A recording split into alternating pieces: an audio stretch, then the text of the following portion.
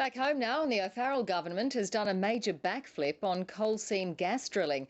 It's introduced tough new rules from today, banning CSG activity in residential areas and in special zones such as wineries and horse studs. In doing so, the government has set itself on a collision course with the industry, which warns the changes will inevitably push up gas prices. Here's state political reporter Eliza Harvey. The O'Farrell government has been under enormous pressure over coal seam gas mining ever since it took office. But a concerted campaign in Western Sydney proved the tipping point, forcing the government into a policy backflip. What we're doing is saying that there'll be no new coal seam gas activity in areas zoned residential across New South Wales. There'll now be a 2-kilometre exclusion zone around residential areas. That's a major departure from the government's policy introduced last year, where no areas are off limits.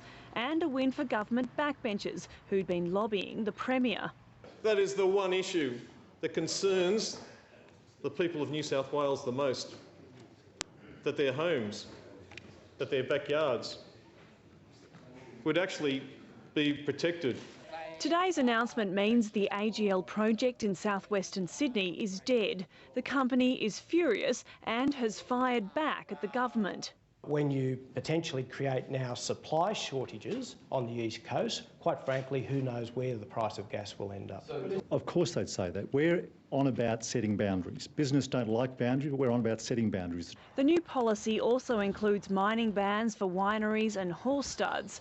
That ban, however, doesn't extend to other prime farming land across the state. Last year, ministers argued strongly against special exclusion zones.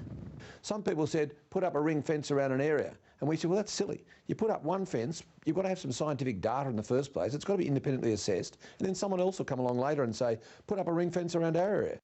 Some government MPs think coal seam gas drilling is dangerous.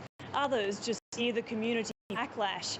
Either way, today's announcement is an admission that the original policy wasn't good enough. Eliza Harvey, ABC News.